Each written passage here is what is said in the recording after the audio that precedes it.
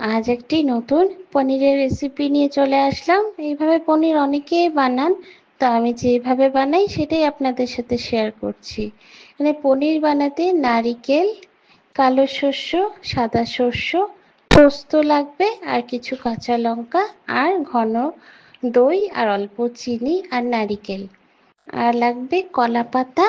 কলা পাতাটাকে ছোট ছোট করে পিস করে নেবেন। আর এদিকে আমি পনিরগুলোকে বড় বড় করে পিস করে কেটে নিচ্ছি। এতটুক মোটা রাখলে ভালো হয়, তখন পনিরগুলো ভেঙে যাবে না।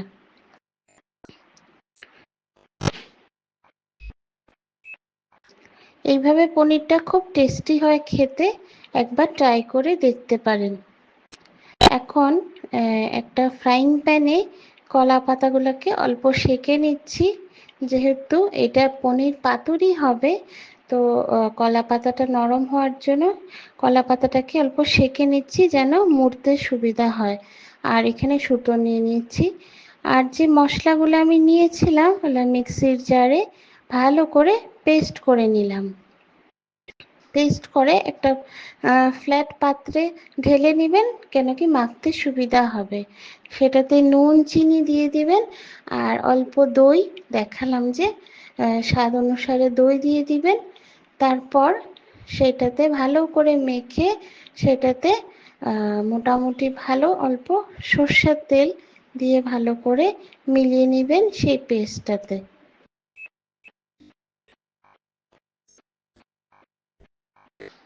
সর্ষের তেলটা ভালো কোয়ালিটি ইউজ করলে ভালো, তখন ঝাঁঝটা বেশ ভালো আসবে।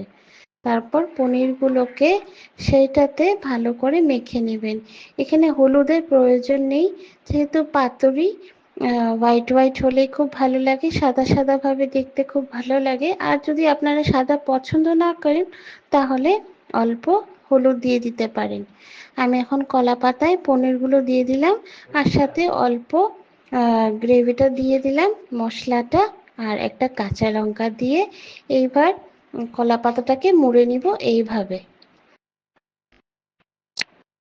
দেখুন। আর তারপর সুতো দিয়ে বেঁধে দিবেন। তারপর ফ্রাইং প্যানে অল্প সর্ষের তেল দিয়ে দিবেন।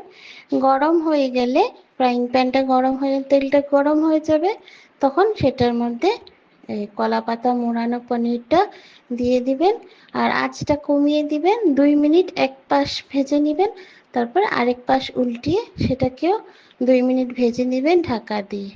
তারপর দেখুন, সুতোটা কেটে আমি আপনাদেরকে দেখাচ্ছি পাতুরিটা কেমন হলো।